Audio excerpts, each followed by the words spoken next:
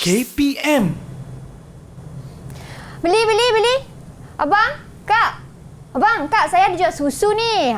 Susu ni berkhasiat. Lah, takkan lalu je. Kak. Adik. Susu ni berkhasiat ni. Siapa nak susu? Jual. Wah, Cik jual apa ni? Cik, saya jual susu segar ni. Ada 2 dekat sini ni. Wah, menarik tu. Saya memang suka minum susu segar ni. Ni datang jauh susu ni, Cik. Dari Sabah datang ni. Wow. Nak beli? Cik nak beli? Ya, saya rasa saya... Tapi kenapa ada 2 yang berbeza ya? Alah, luar je beza. Dalam sama je. Ya ke? Tapi saya rasa saya nak pilih yang inilah. Oh, yang tu? Saya nampak menarik lah. Tapi Cik, kalau Cik ambil 2, saya bagi potongan harga. Ataupun Cik ambil yang ni pun okey juga. Saya bagi potongan harga yang banyak untuk Cik. Ya ke? Tapi saya betul? rasa yang ni lengkap dengan faktanya. Saya tahu siapa pengeluarnya. Apa khasiatnya. Okey. Berbanding yang ni kosong je. Boleh percaya ke? Boleh Cik. Takkan tak boleh. Mesti boleh. Betul Cik. Kalau Cik nak 3, Cik nak 2, saya bagi 1 Tak bunga. apalah. Saya lebih suka produk ni. Okey, boleh. Tak ada masalah. Kalau macam tu, saya bungkuskan untuk Cik lah. Ya, baik. Confirm Cik Ya, betul. Pasti? Pasti. Yakin? Yakin Baik, sangat. saya bungkuskan untuk Cik. Sekejap Cik Okey.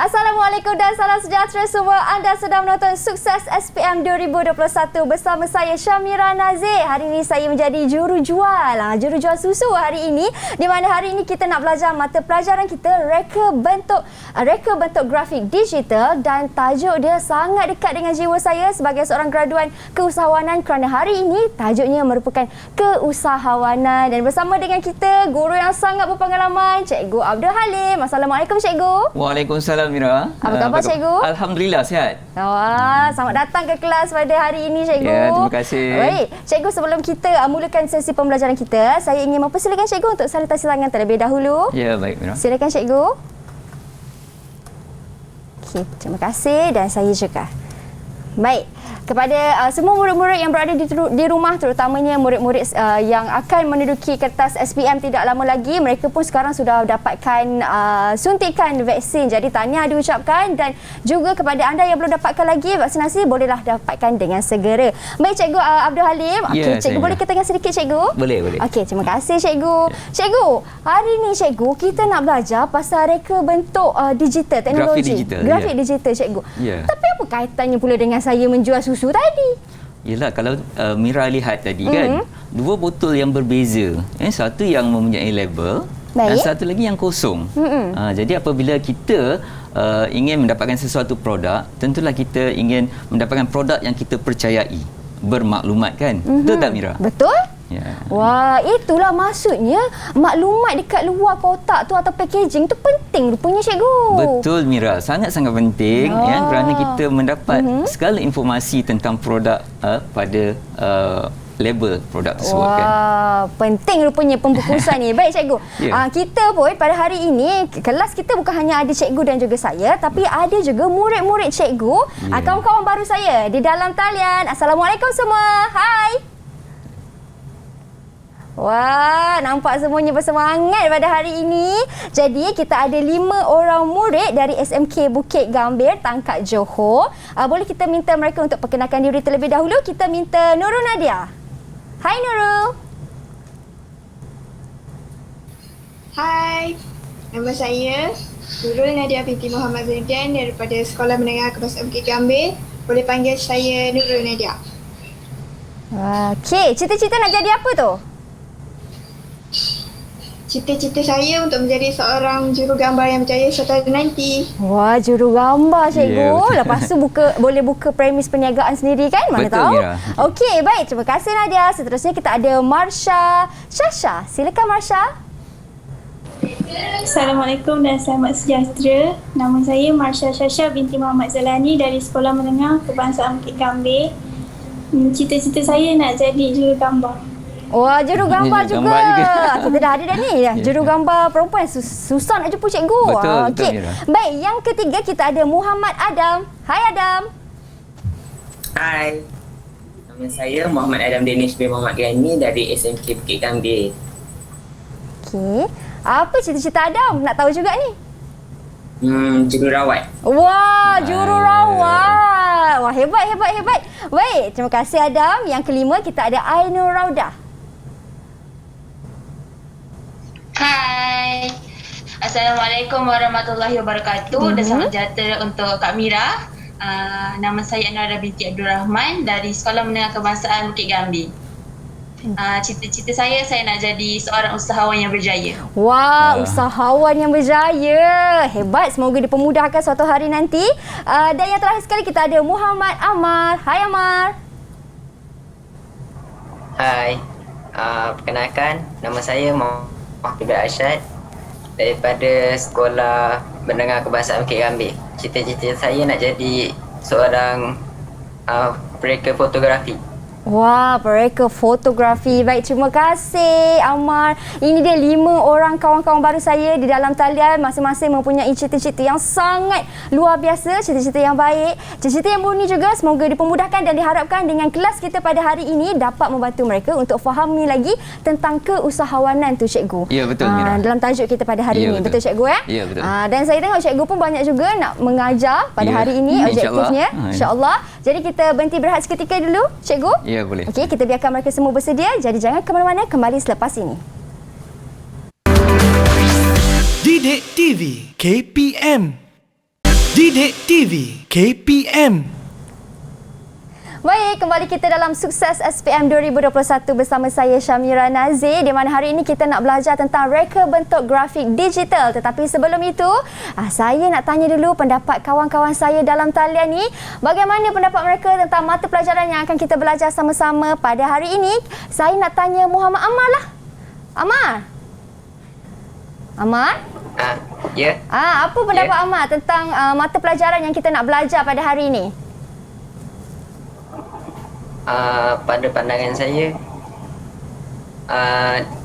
ambil dalam bidang ni apa tu? Dapat belajar membuat suatu produk. Wah, dapat membuat satu produk yang baik. Betul cikgu ya? Ya, betul Mira. Satu produk yang lengkap. Ya. Okey, terima kasih Amar. Seterusnya saya nak tanya siapa ya? Cikgu? Saya pilih Marsha boleh cikgu? Boleh, silakan. Kita tanya Marsha. Subjek ini bagi saya dapat belajar perkara baru.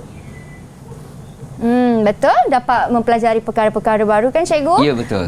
Kan? Okey, terima kasih Marsha. Yang ketiga, saya nak tanya Ainul. Ainul Raudah, silakan Ainul. Okey, bagi saya subjek reka bentuk grafik ni adalah bahagian dari strategi pemasaran setiap perniagaan.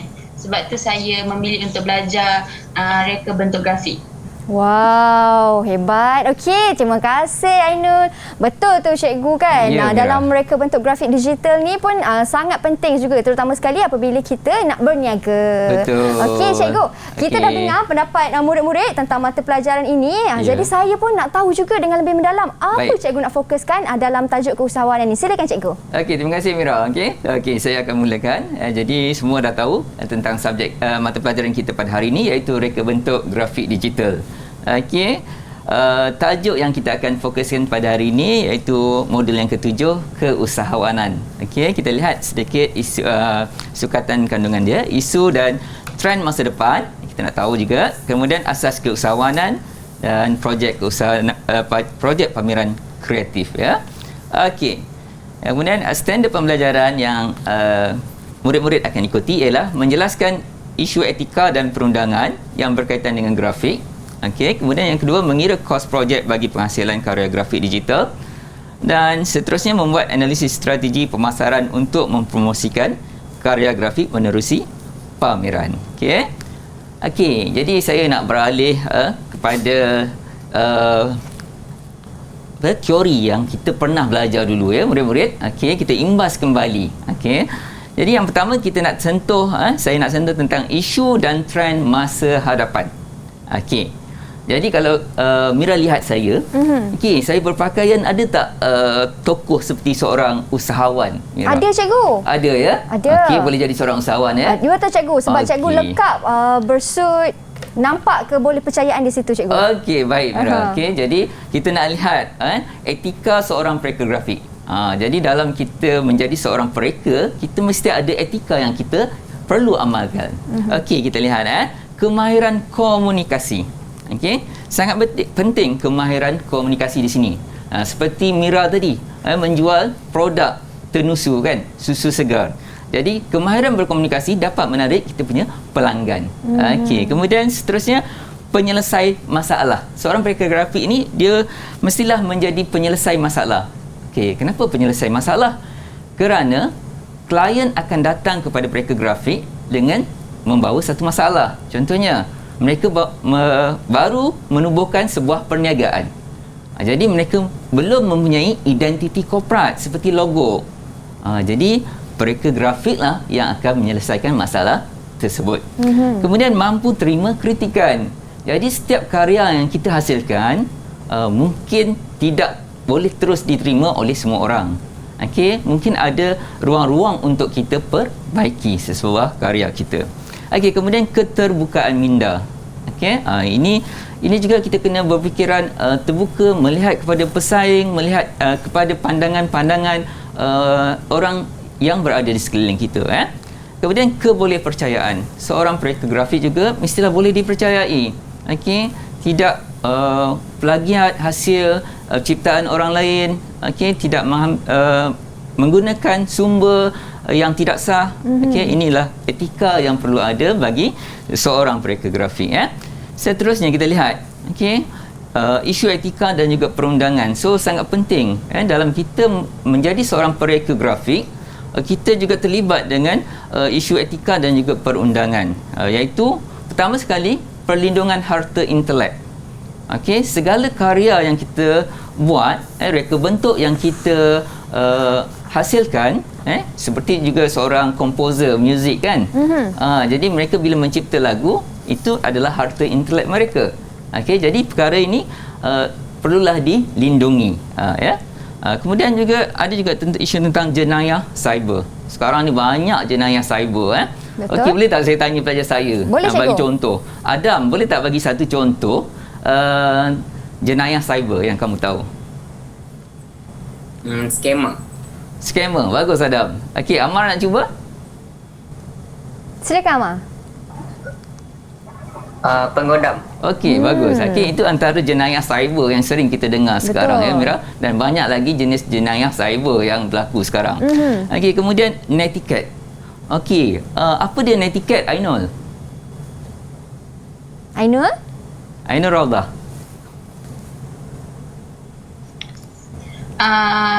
Netiquette ialah etika berkomunikasi dalam talian. Okey, ketika dalam talian, ketika di media sosial, kita perlu juga menjaga etika sebagai seorang pelayar kan di situ. Sekiranya kita nak memberi komen ataupun hendak menulis sesuatu, okey, jadi kita kena ada etika-etika yang tertentu yang kita perlu ikuti ya. Betul cikgu. Okey, seterusnya. Okey, kita nak lihat bidang undang-undang harta intelek. Sebab kita seorang pereka grafik, jadi kita nak jaga karya kita tadi. Okey, kita nak lihat bidang undang-undang yang melibatkan harta intelek ini, iaitu hak cipta, ya, paten, cap dagangan, reka bentuk industri, petunjuk geografi dan juga reka bentuk susun atau lita bersepadu. Okey, seterusnya. Okey, kita nak lihat apa dia.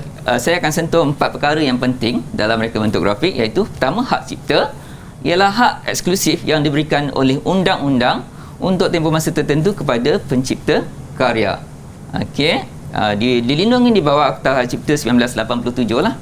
Okey, paten merupakan satu hak eksklusif yang dianugerahkan untuk suatu reka cipta, sama ada berbentuk satu produk atau satu proses untuk melakukan sesuatu yang baharu atau penyelesaian teknikal ke atas sesuatu masalah.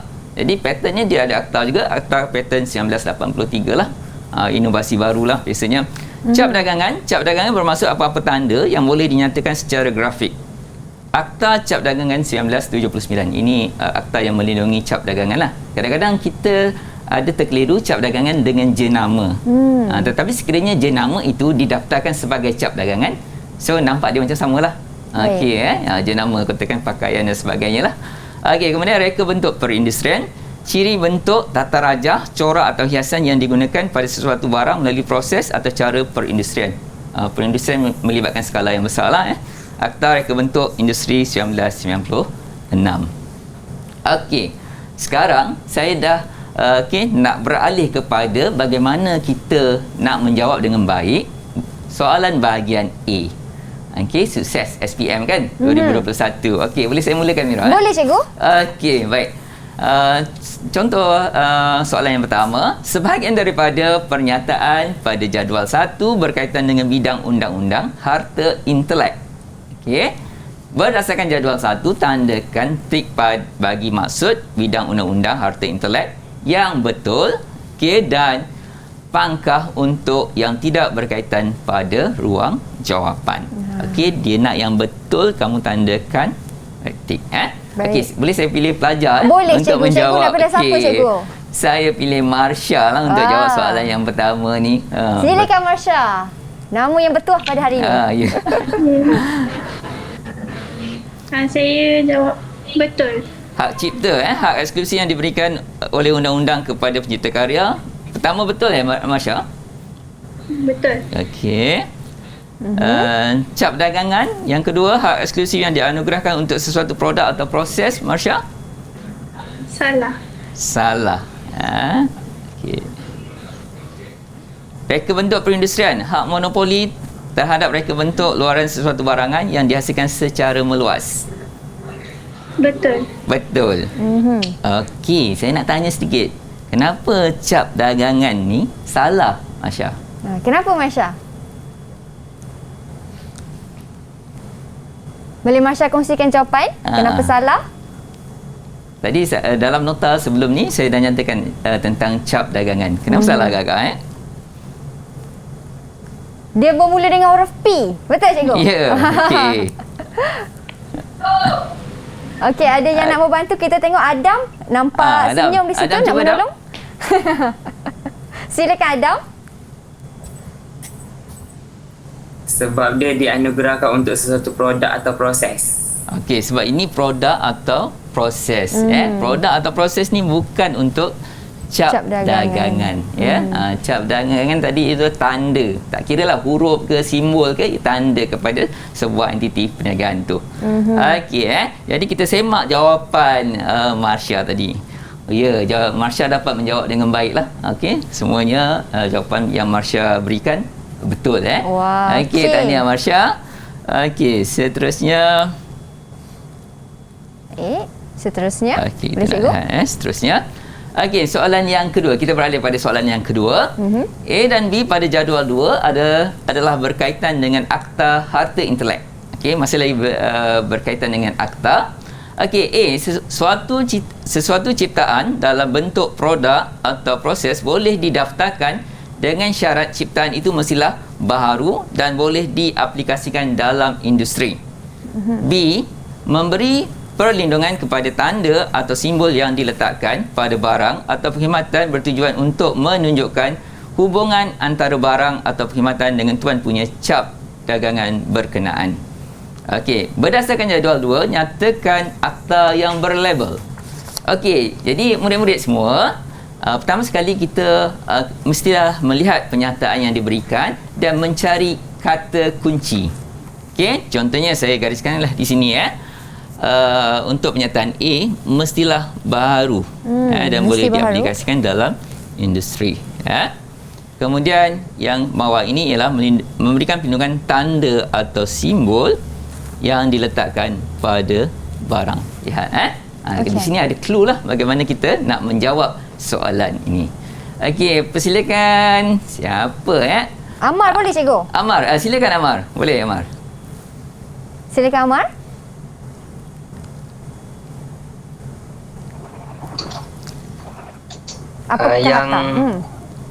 Yang itu apa dia Amar? Okey, tak apa. Seperti ada sedikit ada gangguan teknikal di situ. Ya, baik. Okey, kita minta Nadia lah cikgu. Silakan Nadia. Tolong Amar, boleh Nadia? A tu dia akta pattern. Akta pattern ya. Okey. Dan B apa dia? B, maaf cikgu, saya terlupa B. B terlupa. Okey, mungkin Rauda boleh bantu? B jawapan dia Akta Cap Dagangan 1979. Okey, baik. Kita lihat jawapan pelajar-pelajar saya tadi, murid-murid saya tadi. Okey, betul lah ya. A ialah Akta Paten 1983. Kerana ada perkataan mestilah baharu dan boleh diaplikasikan. Okey. Dia inovasi baru boleh didaftarkan di bawah Akta Paten lah. Baik. Okey, kemudian yang B pula kerana ada tanda atau simbol pada barang itu tadi, ataupun di sini pun ada clue juga. Tuan punya cap dagangan. Okey, di situlah kamu boleh dapat menjawab dengan baik kan. Akta Cap Dagangan 1979.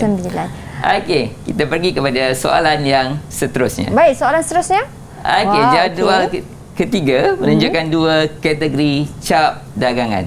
Okey, yang A cap kolektif, B cap perakuan. Okey, berdasarkan jadual 3, padankan kategori itu dengan pernyataan yang betul dengan menulis A atau B pada ruang jawapan. Okey, kita lihat pernyataannya. Okey, tanda kolektif hendaklah menjadi tanda membezakan barangan atau perkhidmatan ahli persatuan yang merupakan pemilik. Okey. Dan pernyataan yang kedua, tanda pensijilan hendaklah menjadi tanda yang menunjukkan bahawa barangan atau perkhidmatan yang berkaitan dengannya disahkan oleh pemilik. Okey. Siapa nak cuba jawab? Baik. Dia ada beza cikgu tanda kolektif dengan tanda pensijilan di situ. Ya, betul jadi kita kena lihat dululah ya. Jangan sampai terkeliru menyebabkan kita tersilap membuat pilihan jawapan. Okey, persilakan Nurul Nadia. Silakan Nadia. Untuk jawapan yang pertama B, jawapan yang kedua adalah A. Okey, yang pertama Nadia jawab B, iaitu cap perakuan. Okey. Dan yang kedua ialah A, cap kolektif. Okey, sebenarnya semasa Mira menjual tadi produk tadi kan kat depan tadi kan. Ya cikgu. Okey, dalam level tu ada cap kolektif. Oh ya ke cikgu? Ada cap kolektif. Saya bagi contoh cap kolektif ialah cap halal. Tanda halal. Okey. Tak apa. Okey, baik. Dia ada cap kolektif kan. Okey, dan ada cap perakuan. Kalau kita di bawah pertubuhan, sesuatu pertubuhan kata pertubuhan penternak, tenusu semua, okey, kita boleh gunakan cap perakuan lah. Okey. Baik. Kita lihat jawapan tadi. Ya, betul okey, betul jawapan Nurul Nadia tadi. Okey. Tahniah Nurul Nadia. Baik cikgu. Ada soalan lagi cikgu selepas ni? Ada. Silakan cikgu. Boleh saya teruskan. Okey, baik. Okey.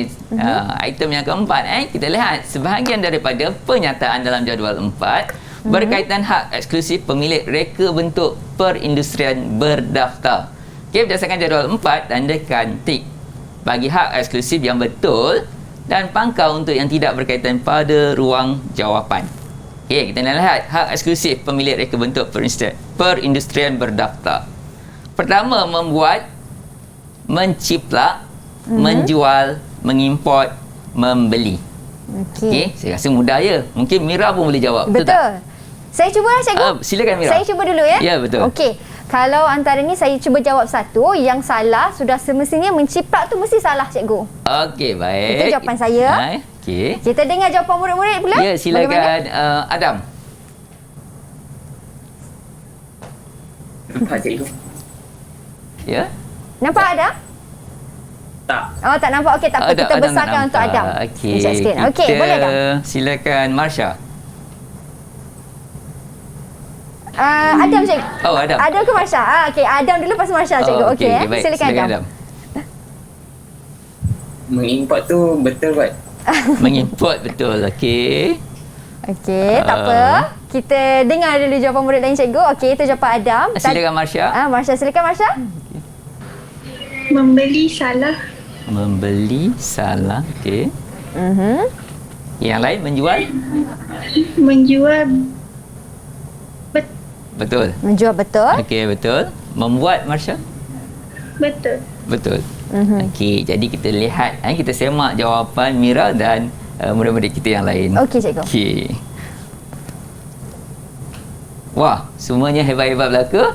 Okey, jawapan yang murid-murid berikan semuanya betul. Wah. Okey, tapi kita dah lihat kan tadi macam Mira pun dah boleh meneka jawapan mana yang salah. Okey. Ini hak eksklusif pemilik reka bentuk perindustrian berdaftar.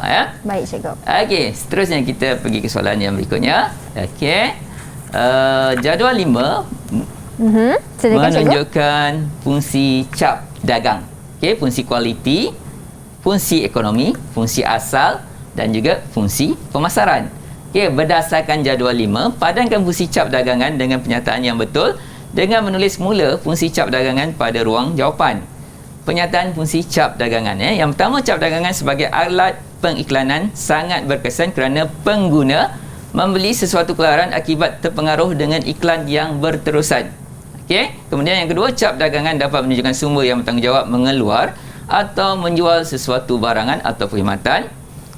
Kemudian yang ketiga, cap dagangan yang membolehkan pengguna memilih kerana berkeyakinan terhadap barang atau perkhidmatan berkenaan yang kualitinya terjamin. Cap-cap yang telah established di pasaran menjadi aset yang sangat bernilai dan cap tersebut boleh dilesenkan atau difranchisekan. Okey, semuanya berkaitan seperti yang kita lihat masa Mira menjual tadi kan. Kenapa saya memilih botol yang mempunyai label? Okey, kita persilakan Raudah untuk menjawab. Baik, Raudah. Ya, Raudah yang pertama. Untuk yang pertama, fungsi Pemasaran. Fungsi pemasaran. Okey. Baik, Raudah. Yang Okey. nak tanya yang kedua ke, cikgu? Ya, silakan Okey. teruskan yang kedua. Silakan. yang kedua, fungsi asal. Fungsi asal. Okey, kita lihat. Yang ketiga. Yang ketiga, kualiti. Kualiti. Okey. Dan yang keempat, Yang keempat, ekonomi. ekonomi. Okey, kita lihat apakah clue untuk jawapan yang pertama. Kerana pengguna membeli sesuatu keluaran akibat terpengaruh dengan iklan. Okey, itu keyword kata kuncinya. Okey, kemudian cap dagangan dapat menunjuk sumber yang bertanggung jawab. Yang kedua. Kemudian yang ketiga, cap dagangan membolehkan pengguna memilih. Okey, kerana berkeyakinan. Dan yang ini established di pasaran.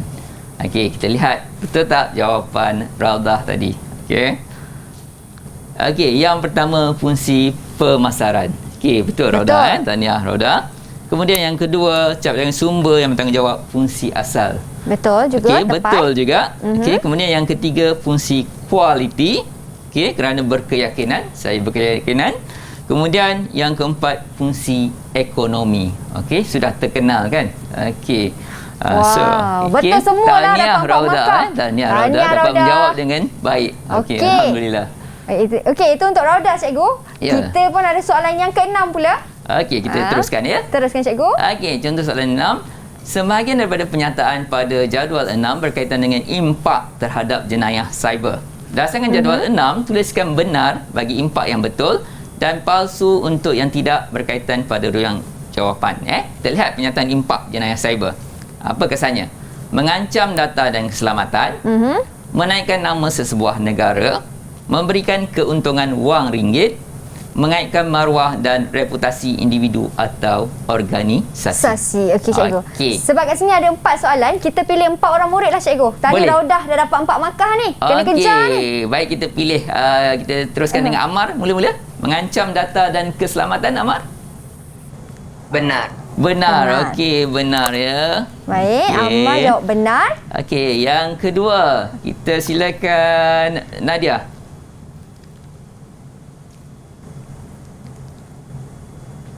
Palsu. Palsu. Palsu. Okey. Yang ketiga, Yang ketiga, silakan Adam. Palsu. palsu. Okey, dan yang terakhir kita persilakan Marsha. Benar. Benar. Benar. Okey, benar. Kita lihat okey, soalan ni saya rasa soalan ni agak mudah. Kita lihat jawapan yang betul Wow. Okey, benar, palsu, palsu, benar. Betul Baik. Okey, jadi murid-murid semua dapat mengenal pasti impak daripada jenayah cyber. Ya, Okey. tahniah semua murid-murid kerana dapat jawab dengan tepat sekali. Jadi cikgu, sebab Ya. mereka jawab dengan betul, kita berhenti berehat seketika cikgu. Baik, Mira. Selepas ini cikgu ada banyak lagi soalan-soalan yang ingin dikongsikan kepada semua calon-calon SPM, tapi kita berhenti berehat seketika, jangan ke mana-mana. Didik TV KPM. Didik TV KPM. Baik, kembali kita dalam Sukses SPM 2021 di mana hari ini kita belajar mata pelajaran reka bentuk grafik digital. Kalau di sini botol susu ataupun botol ini yang Mira pegang mempunyai tanda ataupun label yang sangat baik dan juga sempurna. Ini adalah contoh sesebuah packaging barangan yang baik. Kan cikgu? Seperti Ya, mana yang betul, cikgu telah jelaskan tadi. Ada logo, ada jenama, ada sijil halal, ada nutrisi dan ada juga kebaikan di dalam produk tenusu ini. Baik cikgu, tadi kita dah berhenti pada soalan untuk murid-murid calon SPM. Ya, betul, Kita pun ya. ada soalan lain juga yang cikgu Ya, ingin kita nak fokuskan. teruskan dua lagi soalan bahagian A, Mira. Boleh, cikgu. Okey, saya teruskan. Boleh, Okey, cikgu. kita lihat soalan yang ketujuh. Okey, X pada jadual 7 merujuk kepada etika berkomunikasi. Okey, X membina dan mengekalkan persekitaran dalam talian yang menyenangkan, selesa dan cekap. Okey, berdasarkan jadual 7, X merujuk kepada apa? Okey, siapa nak cuba jawab? Boleh angkat tangan. 1, 2, 3. Okey, Nadia angkat tangan. Okey, Silakan Nadia. Nadia.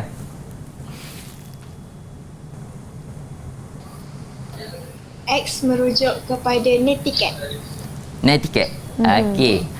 Sebenarnya kena tambah sedikit lagi. Okey, kita lihat jawapannya ialah fungsi netiquette. Okey, ini ataupun tujuan lah, tujuan netiquette. Netiquette dalam bahasa Melayu boleh juga dipanggil netika lah. Wah, Okey, okey, dari Melayukan.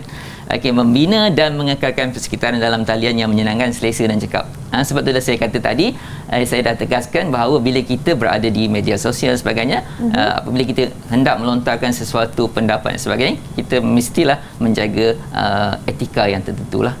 Okey. Baik. Kita pergi soalan yang terakhir untuk soalan bahagian A. Kita lihat soalan yang ke-8. Jadual 8 menunjukkan contoh reka letak trend grafik. Okey. Kita lihat dia bagi satu rajah A dan juga B. Ni kita lihat jadual 8 ni. Okey, berdasarkan jadual 8, jelaskan contoh reka letak trend grafik dengan konsep yang betul dengan menulis A dan B pada ruang jawapan. Okey. Konsep reka letak trend grafik yang pertama iaitu dinyatakan dual tones. Okey. Yang kedua iaitu half tones. Okey. Jadi siapa yang nak cuba jawab ni? Okey, murid-murid di rumah? Okey, Adam nak cuba jawab cikgu. Okey, Saya pula yang silakan, jawab. Adam.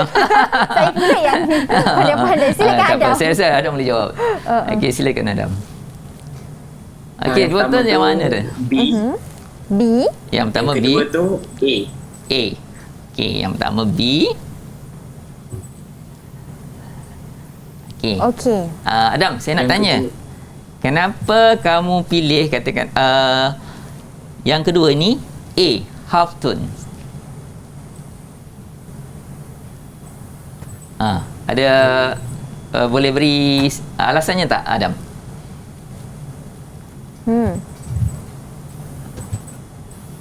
Boleh, Adam? Kenapa Adam? Okey, tak apa. Adam mungkin dah lupa kan. Okey, dah belajar, dah lama belajar kan. Okey, tak apa. Okey, senang je. Okey, saya bagi clue-nya di sini. Okey, kalau kita lihat image pada Raja A ni, okey, dia nampak bentuk dot.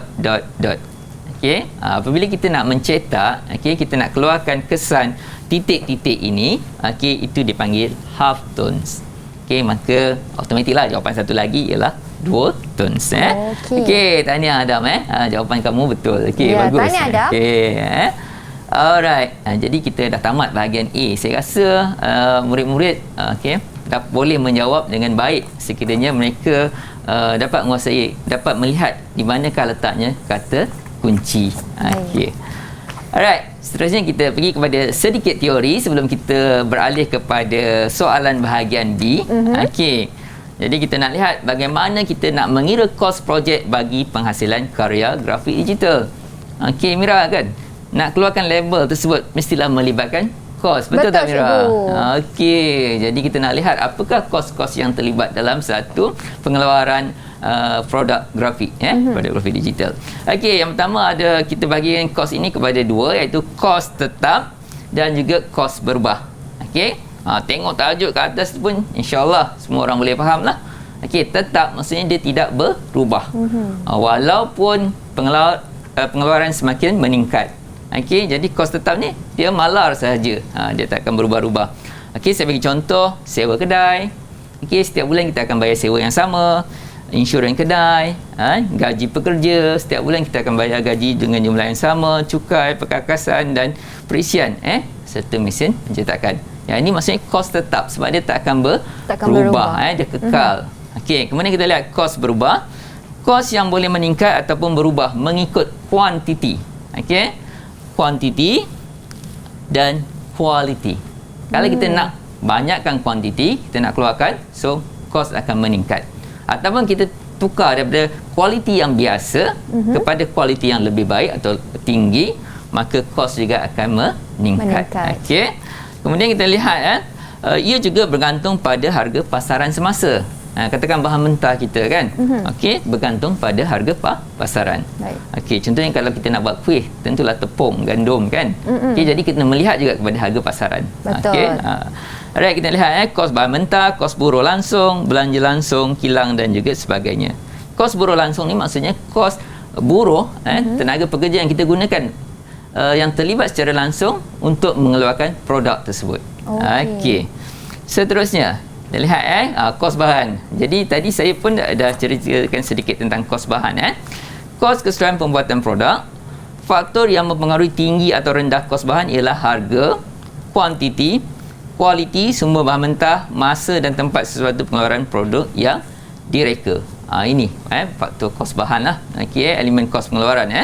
Okey, kemudian yang kedua ialah kos upah. Kos bayaran kepada pereka grafik yang diupah oleh pihak syarikat.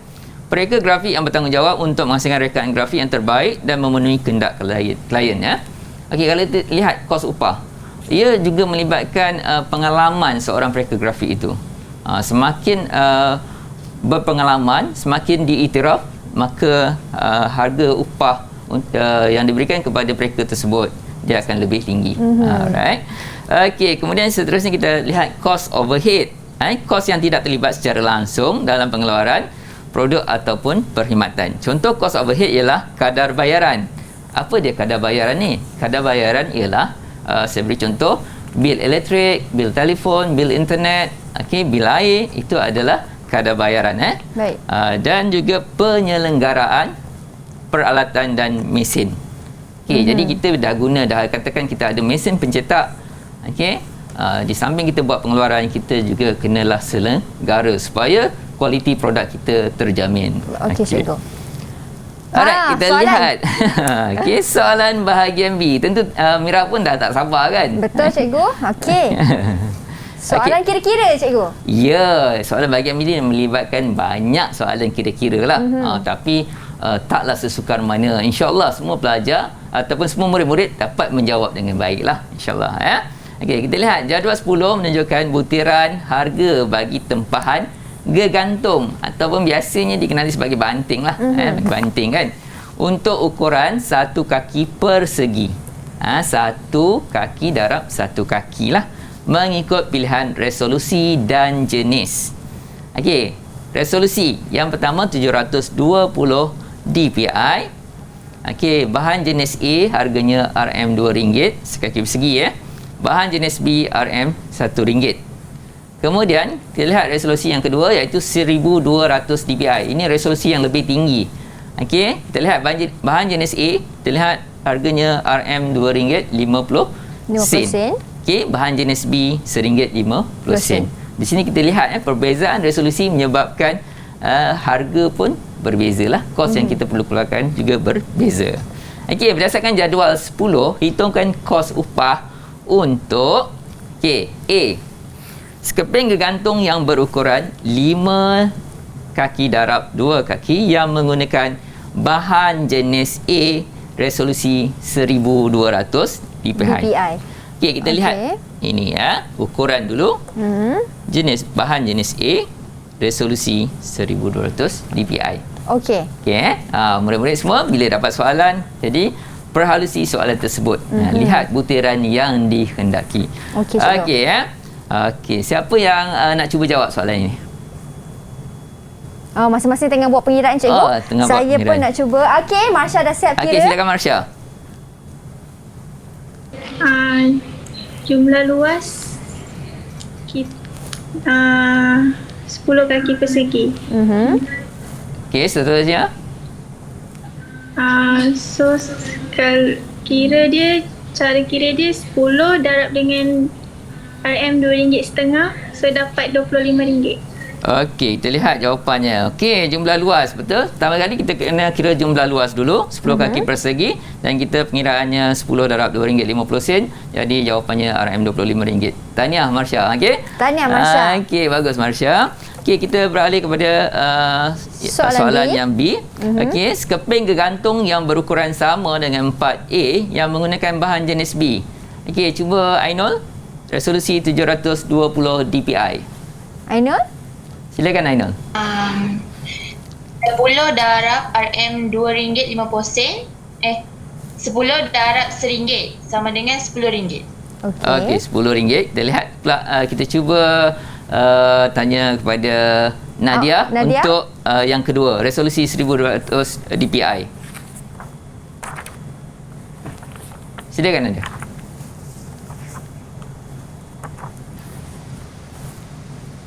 10 darab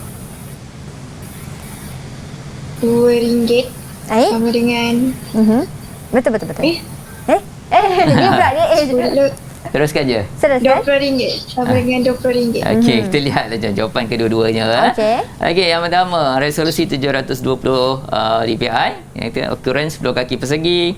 Harganya RM1 je, jadi senang darab RM10. Okey. Yang kedua tadi, okey, luas masih sama. Okey, kita cuma darab sebab bahan yang berbeza, resolusi yang berbeza, RM1.50, jadi harganya RM15. Okey, ada pembetulan sedikit mungkin Nadia tadi. Okey, kita terus kepada soalan berikutnya. Berikan 2 faktor beserta penerangan yang boleh mempengaruhi kadar kos dalam penghasilan karya grafik seperti yang dinyatakan dalam jadual 10. Okey, apakah faktor yang pertama? Okey, silakan Marsha. Faktor pertama, resolusi. Okey, kenapa penerangan dia? Semakin tinggi resolusi, semakin tinggi kos percetakan. Okey, faktor yang kedua boleh tak Marsha terus jawab? Faktor kedua, jenis bahan. Ya. Silakan, teruskan. Bahan percetakan yang mempunyai kualiti yang lebih baik juga akan meningkatkan kos percetakan. Okey, betul Marsha. Okey, kita lihat okey, resolusi dan juga jenis bahan. Sebenarnya ada lagi model bagaimana kita nak menentukan harga sebuah produk grafik, iaitu swim test. Kalau pelajar-pelajar murid-murid masih ingat, iaitu swim test S untuk saiz syarikat yang menempah reka bentuk grafik tersebut.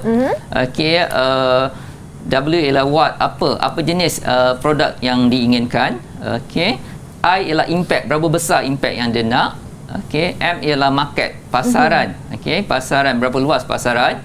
Kemudian test, kita pergi kepada T ialah time, masa yang diperlukan untuk menyiapkan produk grafik tersebut. I ialah test, E bukan time. Okey, tadi saya tersasul. E ialah experience, pengalaman pereka grafik. Okey, S ialah skill, kemahiran pereka tersebut. Dan T ialah attitude. Attitude siapa? Attitude klien kita. Okey, itulah patutnya. Cikgu. Panjang penjelasan cikgu tu Ya, kan. okey. Saya nak belajar dengan lebih lagi tentang akronim yang cikgu nyatakan tadi. Ya, Apa betul. kita berhenti berat seketika cikgu? Ya, silakan. Kita kembali selepas ini, jangan ke mana-mana. Didik TV KPM. Didik TV KPM. Baik, kita dah berada di dalam segmen yang terakhir di dalam Sukses SPM 2021 di mana hari ini kita belajar tajuk keusahawanan. Kita ada lagi soalan cikgu. Ya, Yang cikgu ada ingin soalan sambung lagi. Silakan cikgu bagi Okey. soalan seterusnya. Terima kasih Mira. Okey, soalan yang terakhir iaitu kita lihat soalan bahagian B. Kira jumlah seunit kain rentang mengikut kos yang dipaparkan pada jadual dengan tepat. Okey, kita lihat Okey, ini kain rentang, ukurannya diberikan 8 kaki darab 4 kaki. Okey. Kita lihat apa soalannya. Okey, yang pertama kita nak kira kos bahan.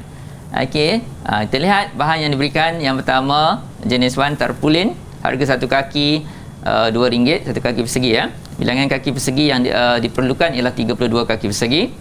Yang kedua ialah kos cetakan RM50 sen. Okey, sama juga jumlah kaki persegi untuk sebuah banting tadi. Okey, kita minta kepada Amar lah untuk memberikan jawapan. Okey Amar. Okey, yang pertama ni apa jawapannya Amar? Silakan Amar. Yang satu jumlah dia 64. Okey. Yang kedua jumlah dia 16. Okey. Total semua sekali jumlah dia 80. Okey, 80. kita lihat jawapannya. Okey, 64 tambah RM16. Operasinya cuma darab sahajalah. Okey. Okey, harga satu kaki persegi dengan bilangan kaki persegi yang diperlukan. Okey, so jawapannya RM80. Kita lihat, kita pergi kepada soalan yang seterusnya iaitu kos upah. Okey, bilangan pekerja ada 2 orang, masa 1 hari iaitu 8 jam, kadar upah RM15. Mereka bentuk dan juga memasang. Okey, siapa nak cuba? Silakan Nadia. Silakan Nadia. Untuk kos upah kita kena tambahkan semua. Jadi kita kena tambahkan bil elektrik, bil air dengan bil internet. So semua sekali RM7.50. Ini kos upah Nadia. Okey. Kos upah Nadia. Kos upah Nadia. Apakah formula kos upah Nadia? Kos upah kita kena darabkan bilangan pekerja, harga upah dengan kadar upah tu sendiri. Okey, dengan masa ya. Nadia. Okey, masa. so berapa yang kamu dapat jawapannya? Semua sekali RM117.50. Ay, tinggi sangat tu Tinggi upah tu. sangat. Okey, kita lihat Okey, bilangan kita ada pekerja jawapannya. 2 orang. Okey. Okey, masa 1 hari RM15. Okey. Jadi RM 2 darab 1 darab 15 berapa? RM30. RM30. Betul jawapan Mira. Kita lihat. Okey, itu formulanya bilangan pekerja darab masa darab kadar upah ya. Okey, jawapannya RM30. Kita beralih pada soalan berikutnya. Okey. Cost overhead. Okey, ini adalah cost overhead elektrik, air dan internet. Ini mudah je ni. Siapa yang nak jawab ya? Adam, silakan Adam. RM7.50. RM7.50. Tambahkan saja ya. Sangat mudah. Okey, seterusnya kita nak kira kos pengeluaran. Okey, siapa yang nak cuba ni kos pengeluaran? Mungkin Ainul? Adam teruskan Adam. Adam teruskan. Silakan Adam. Kos bahan darabkan dengan upah darabkan dengan kos overhead. Bukan darab Adamnya, operasi. Tambah. Ada clue kat sini. Okey, tambah. Okey, teruskan Adam. Kos bahan tadi berapa Adam? Kos bahan tu RM80. Okey. Kos upah? Kos upah RM30. Kos overhead? RM7.50. Okey, kita lihat. Okey, berapa jumlahnya Adam? Jumlah keseluruhan? RM117.50. Okey, RM117.50 untuk menyiapkan satu kain rentang. Kita belum masuk lagi tentang pengiraan margin keuntungan. Mungkin kita boleh sentuh nantilah sesi yang lain lah. Okey, tapi tak apa. 3 markah dah untuk Adam tu. Dapat juga markah yang penuh. Tahniah Adam dan juga semua murid-murid yang lain yang berjaya menjawab. Tapi kan cikgu, sebabkan mereka dah berjaya jawab banyak soalan dengan tepat ni cikgu, saya nak tanya pendapat mereka pula. Oh, silakan Mira. Tentang mata pelajaran kita. Tadi kita dah tanya 3 orang murid yang pertama. Sekarang ni saya nak tanya lagi 3 orang murid kita, iaitu Adam. Okay. Saya tanya Adam. Okey Adam, apa yang Adam dah rasa ataupun faham tentang mata pelajaran ni setelah kita dah belajar ni? Dari apa yang saya pelajari, saya dapat mengetahui etika seorang pereka grafik, isu etika dan perundangan, bidang undang-undang dan mata intelek dan banyak lagi. Ya, betul. Okey, seterusnya kita nak minta Nadia.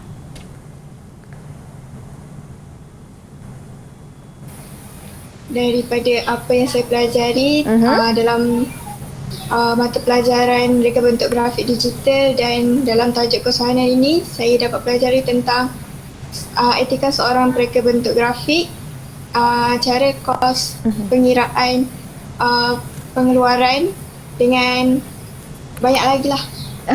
Dengan banyak lagi lah. Maksudnya memang betul-betul banyak dan mereka dapat fahami dengan jelas. Itu yang sangat penting sebenarnya, supaya ilmu yang cikgu terangkan hari ini dapat sampai kepada mereka. Jadi terima kasih banyak-banyak kepada semua calon-calon SPM yang telah meluangkan masa pada hari ini dan belajar bersama-sama sehingga ke penghujung rancangan. Saya pun ingin mengucapkan ribuan terima kasih kepada cikgu atas masa dan juga kesudian cikgu memberikan ilmu dan tunjuk ajar kepada kami. Diharapkan anda di rumah pun dapat juga menjawab soalan dengan baik dan menjadi murid yang cemerlang. Terima kasih. Terima kasih kepada anda yang menonton sehingga ke penghujungnya. Kita jumpa lagi di episod akan datang. Bye. Salam sejahtera semua.